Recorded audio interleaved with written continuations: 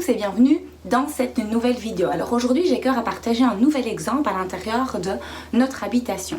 Alors pour celles et ceux qui me découvrent et qui ne me connaissent pas, je m'appelle Marie Winant et je suis la conceptrice de la révélation d'intérieur et peut-être plus particulièrement d'une méthode qui s'appelle la méthode Revie pour révéler les espaces de vie. Alors le but de cette méthode Revie, c'est un petit peu bousculer les normes et bousculer les codes des habitats d'aujourd'hui, parce que aujourd'hui la façon dont on conçoit nos habitations, je trouve, sont souvent déconnectées de notre réalité, déconnectées de notre quotidien et de notre façon de vivre.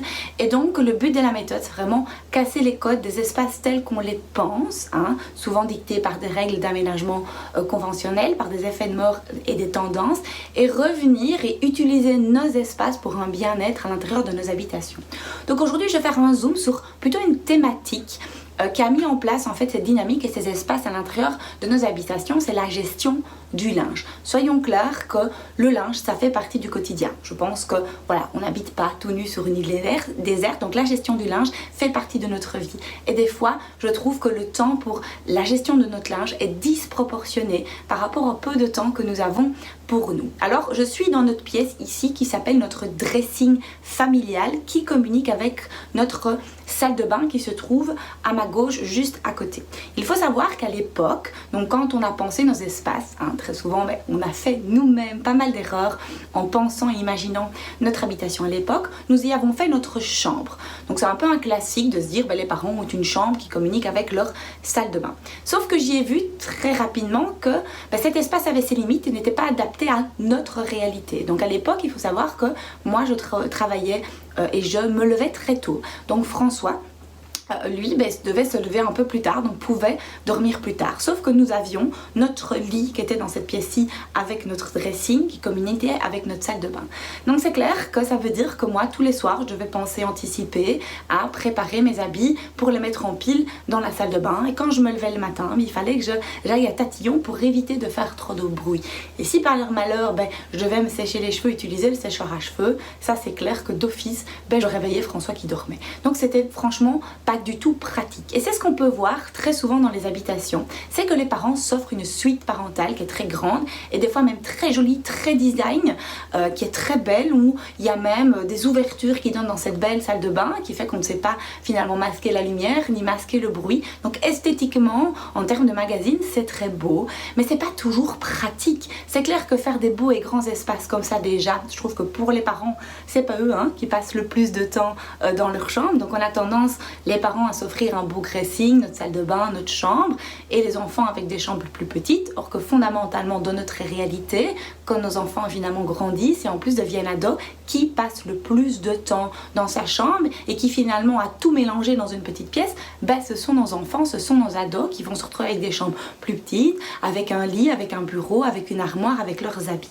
Donc de façon assez conventionnelle, c'est comme ça qu'on peut voir les choses au niveau de la gestion du linge, c'est que chaque personne a ses habits dans son espace nuit, dans sa chambre. Donc chaque enfant a son armoire, les parents ont leur armoire dans leur chambre ou un dressing à part pour y ranger tous leurs habits, et la machine à lessiver, très souvent on va les mettre plutôt dans les pièces de vie, près des pièces de vie, donc plutôt à côté de la cuisine ou à la cave. Ça c'est ce qu'on peut voir de façon générale, conventionnellement dans les maisons.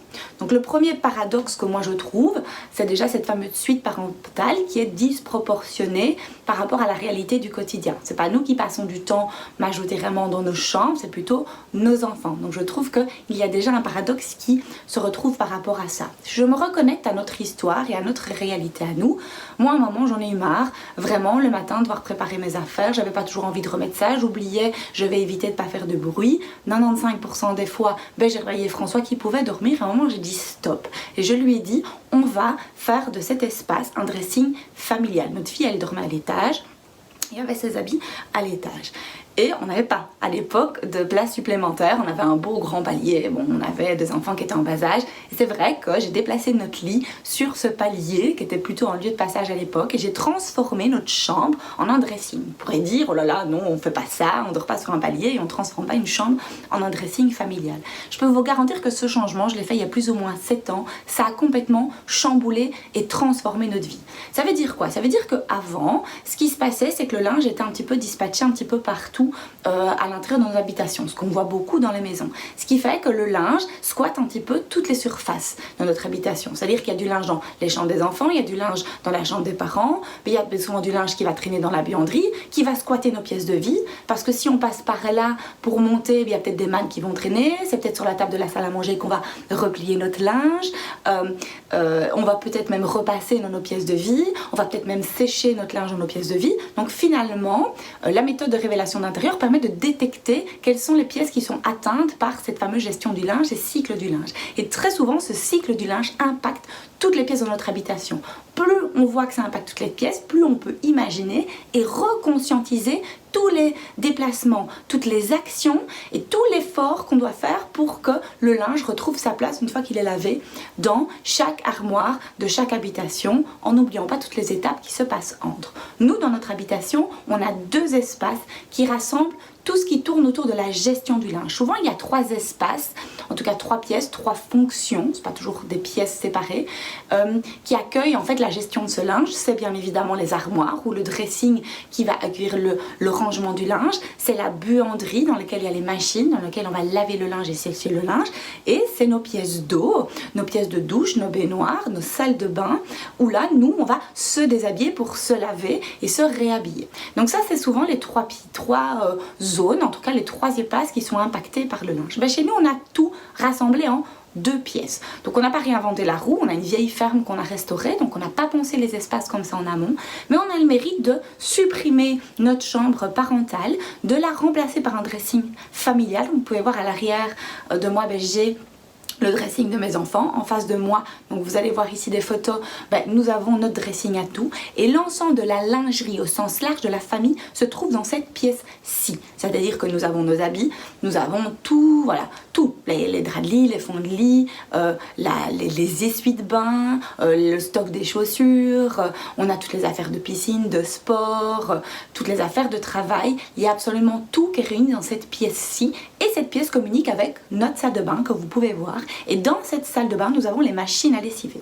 Ça veut dire quoi concrètement? Ça veut dire que quand on rentre dans cette pièce-là, quand le matin je rentre en pyjama dans cet espace, je fais tout dans ces 2 pièces-là. Je rentre, j'enlève mon pyjama, je le mets sur mon petit crochet, je m'habille, je me brosse les dents. Et quand je sors de cette zone, tout ce que j'avais sur moi est resté dans cet espace-là, je sors et je suis habillée. À l'inverse, le soir, quand je rentre dans cette pièce-ci, je vais me déshabiller, je vais mettre mes habits dans le bac à linge, qui est finalement la zone de tri du linge, parce qu'il y a les machines à côté, c'est-à-dire que ça va prendre le bon endroit tout de suite. Donc quand je me déshabille, que j'ai mon linge qui est dans la malle à linge, c'est là où je vais pouvoir laver mon linge, c'est là que je vais pouvoir sécher mon linge, et c'est dans des espaces que je vais pouvoir le ranger. Donc tout est absolument centralisé. Il n'y a plus ce phénomène du petit poussé et d'éparpillement finalement de chaussettes, de trucs qui traînent et d'énervement parce que la personne qui a monté l'escalier n'a pas pensé à monter la malle à linge, que tu as répété 10 fois à ton enfant de monter sa malle et de la ranger dans son armoire. Et donc moi je suis plutôt partisane, au lieu d'essayer de rajouter des to-do list et des actions à faire par chaque membre de la famille, d'essayer de rassembler en fait ces actions-là par les espaces de vie et faire en sorte que les espaces de vie nous aident dans la gestion de notre quotidien. Il faut savoir que ces espaces que nous avons sont au rez-de-chaussée. C'est-à-dire qu'en bas, nous avons notre salon, salle à manger, c'est pas vraiment une salle à manger, notre salon, notre espace modulable et notre cuisine. Nous avons un bureau dans nos espaces qui communiquent, et nous avons, on va dire, à côté de mon hall d'entrée, ce dressing qui communique avec la salle de bain. Le fait de faire ça en bas, en tout cas pour nous, c'est super pratique parce que François, il travaille dans son vignoble, il travaille dans le bâtiment, il est très souvent avec ses habits de chantier, des fois très sas, et le fait de pouvoir rentrer directement dans la salle de bain, se déshabiller, se laver et ressortir, c'est quand même plus pratique. Quand mes enfants jouent dehors, on a quand même un hectare, on passe beaucoup de temps ici. S'ils ont froid, ils viennent ici, ils se servent, ils ne doivent pas toujours monter et descendre à l'étage. Ça veut dire que le pratico-pratique de notre vie se trouve au rez-de-chaussée et qu'en haut, nous n'avons que des chambres pour dormir. Et dans nos chambres, nous avons juste nos lits. À nouveau, je fais référence à la vidéo que j'ai fait avant. Oh là là, chez Marie, peut-être que les chambres ça fait vide, parce qu'on a peur du vide. Sauf que concrètement, il n'y a rien qui monte et qui descend dans nos habitations. Quand on monte, c'est pour dormir. On ne doit rien monter, on ne doit rien descendre, on ne doit pas penser à faire tout ça. Tout se passe en bas. Sauf que ça, c'est quelque chose qu'on ne voit quasi jamais dans nos habitations. Parce que de façon conventionnelle, on va mettre les zones pour se laver, les salles de bain, les salles de douche, dans la zone de nuit avec les chambres. Et c'est comme ça conventionnellement qu'on pense les choses. Et quand je dis que moi j'ai un dressing en bas avec une salle de bain en bas, je vois bien qu'il y a toujours un décalage dans la tête des gens qui dit oui, alors concrètement comment tu fais? À un moment tu es toute nue, vu que c'est déconnecté de tes chambres, or qu'absolument pas du tout. C'est tellement quelque chose qu'on ne voit pas, qu'on ne pense pas, que finalement ça paraît un peu absurde, en tout cas la façon dont c'est conçu. Mais je peux vous garantir que dans notre quotidien, c'est super pratique de pouvoir avoir son dressing et sa salle de bain qui communique. Alors nous, on a fait avec nos murs, on a fait avec notre maison, notre habitation et notre réalité. Chaque famille a son histoire différente, chaque famille a ses limites structurelles, chaque famille a ses habitudes et donc tout n'est pas toujours une science exacte. Par contre, ce que je peux vous dire, c'est plus vous allez rassembler certaines fonctions à l'intérieur de votre habitation, au mieux ça peut vous aider. Si vous ne savez pas faire ce trio dans 2 pièces à l'intérieur de vos habitations, peut-être sortir les habits des chambres, les mettre peut-être dans un hall ou les mettre ailleurs va peut-être permettre déjà de centraliser déjà certains gestes pour éviter de dispatcher tout à l'intérieur de vos habitations. Alors, ce qui est intéressant dans la méthode Revie, c'est qu'on ne fait pas un focus que sur le linge. On prend de la hauteur dans les habitations. Le fait de comprendre les espaces, comment on vit, quels sont les espaces qui sont éteints, les espaces qui sont vivants, les espaces qui sont éteints, qui ont une fonction qui n'est pas utilisée, eh ben on va faire sauter ces fonctions-là, donc on récupère des espaces. Et des fois, on a besoin d'un espace supplémentaire, on a envie peut-être de créer un dressing familial, mais tu te dis, oui, mais l'espace que j'ai récupéré n'est pas au bon endroit. Et donc, il faut ouvrir le champ des possibles, casser les codes, refaire un reset total sur tous les espaces de vie. Parce que des fois, pour un changement à l'intérieur de nos habitations, on va casser les codes et on va déplacer 5 espaces à l'intérieur de nos espaces de vie. Donc, c'est une méthode et c'est pas pour rien que l'équipe des professionnels qui se forment chez moi, on s'appelle les chambouleuses intérieures. C'est pas pour rien que cette étiquette, on l'a collée.